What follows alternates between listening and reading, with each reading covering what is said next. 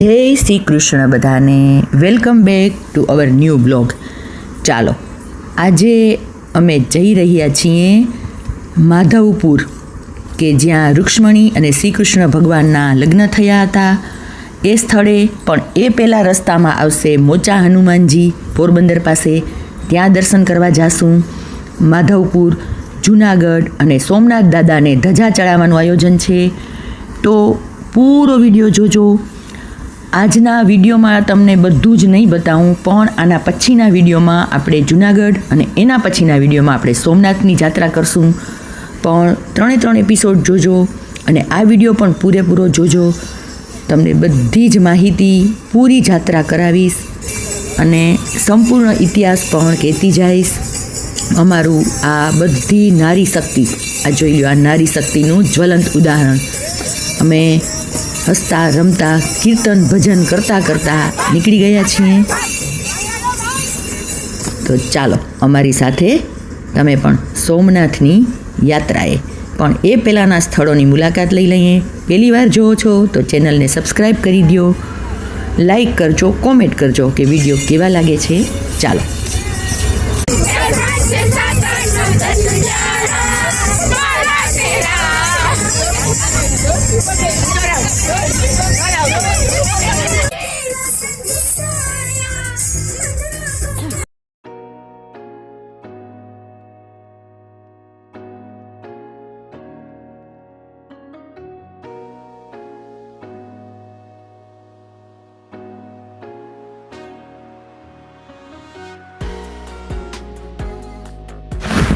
આ અમારી બસ મોચા હનુમાનજી, કે જે માધવપુરથી ફક્ત 15 કિલોમીટર જ છે અને પોરબંદરથી 40 કિલોમીટર જેવું છે.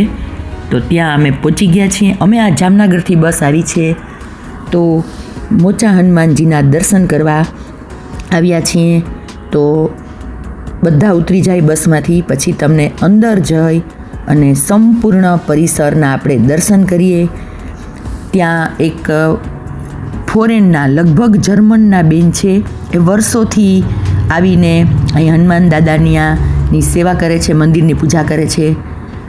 અને કહેવાય છે કે એને હનુમાનજી સપનામાં આવ્યા હતા અને ત્યાર પછી એ પાછા ફોરેન ગયા જ નહીં ને અહીં રોકાઈ ગયા હતા. તો આવું આ દુર્લભ સ્થળ તમે કોઈએ ના જોયું હોય તો અહીંયા જોજો અને દર્શન કરજો. અને કહેવાય છે કે સંત તુલસીદાસજીને પણ અહીં હનુમાનજીના દર્શન થયા હતા અને આ મંદિરની સ્થાપના એમણે જ કરેલી હતી. તો આપણે આવું સુંદર સ્થળ, શાંતિભર્યા વાતાવરણના દર્શન કરીએ. ચાલો. અમે શ્રી મોચા હનુમાનજી આવ્યા છીએ. અંદર બનાય છે? હા, બહારથી ઉતાર નહીં, વાંધો નહીં. લગભગ લેવા દેશે, ના નહીં પાડે, ના પાડી એમ છે. કાંઈ વાંધો નહીં, હાલો. મોચા હનુમાન જો આ મારી બસ, કાંઈ વાંધો નહીં. આપણે તો આટલો તો ઉતરી ગયો. હા, એ બધું લઈ લઉં. આશ્રમ છે સરસ મજાનો, મોચા હનુમાનજી પોરબંદરથી નજીક. અને આ એમનું બહારથી જોઈ લો. અંદર બહુ સરસ અહીં બધું લખેલું છે. આ સૂચના છે.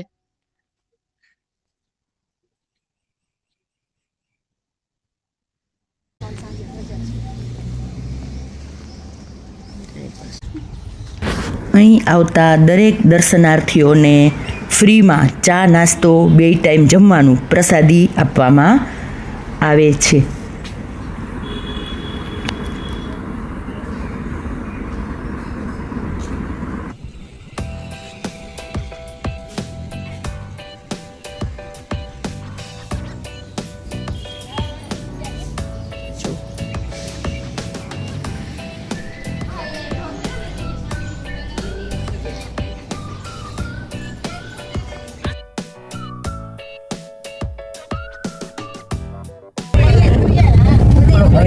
માધવપુરનો માંડવા બીચ આવ્યો. આ માધવપુરનો દરિયો, માધવપુરનો દરિયો.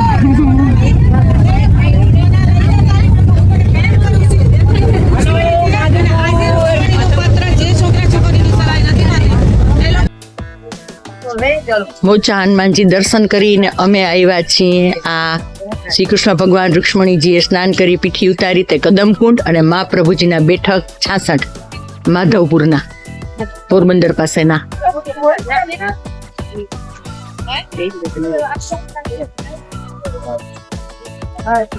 અમારી બસ ને અમારી બધી સખીઓ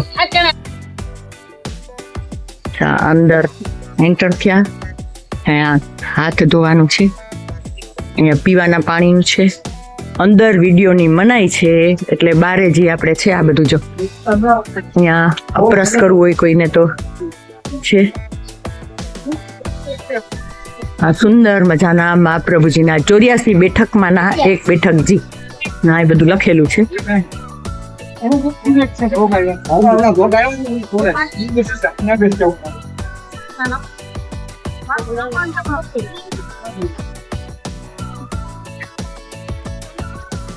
બહુ સરસ બધું લખેલું છે.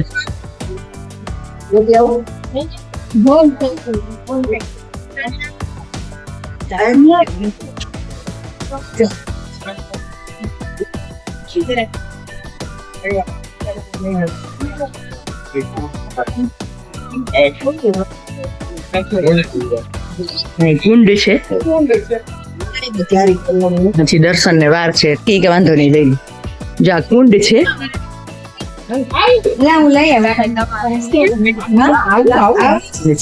અમે બધા આચમન કરીએ છીએ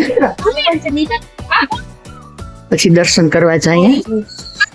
આચમન કરવા માટે ધીમે ધીમે પગથિયા ઉતરીને કુંડ છે ત્યાં આચમન કરશું. અને જો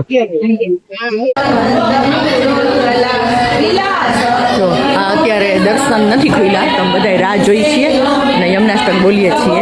અંદર આમે મનાય છે પણ આ તમને જો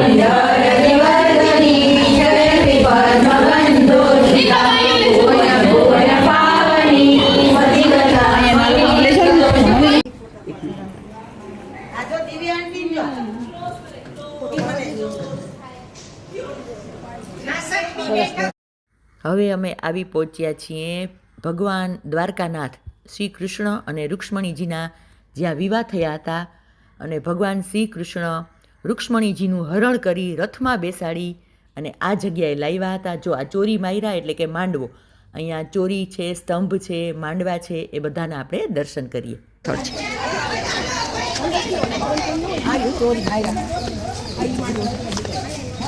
અંદર છે માંડવો, સરસ દર્શન છે.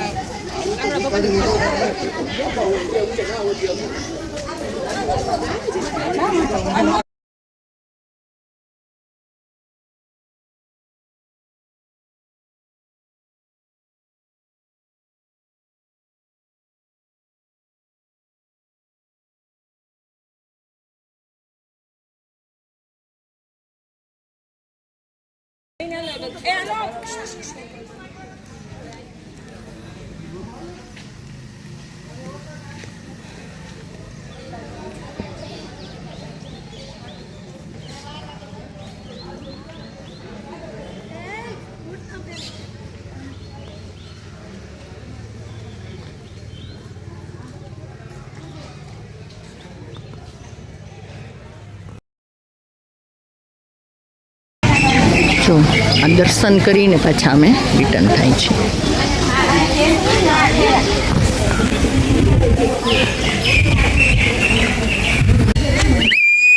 જો અમારા મોનિટર છે ને સિસોડી વગાડે ત્યારે તો બધા બહેનોને માંડ બસમાં બેસશે ને ઝડપ કરશે.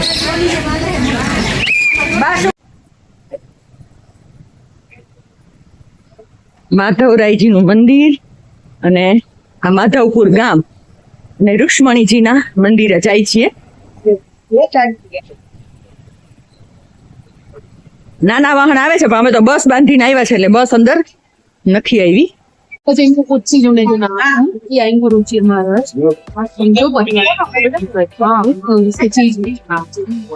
માધવપુરમાં છે, માધવરાય નું મંદિર. પેલા માંડવી છે ને એ વાત અત્યારે આ મંદિર આવ્યા હવે કેવું સરસ છે, લઈ લઈએ ને.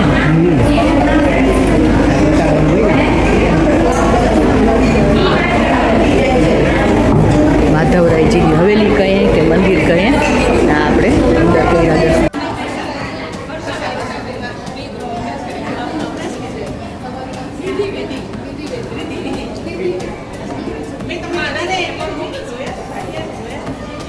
હા, જો તો ખરી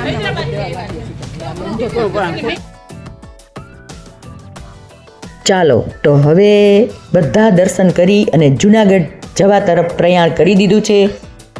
રસ્તામાં મસ્ત મજાના નાચતા કૂદતા કીર્તન ગાતા મૂવીના ગીત ગાતા ગાતા જુનાગઢ જઈ રહ્યા છીએ. તો વિડીયોમાં જોડાયેલા રહેજો અને આના પછીના 2 વિડીયો જોવાનું ચૂકતા નહીં.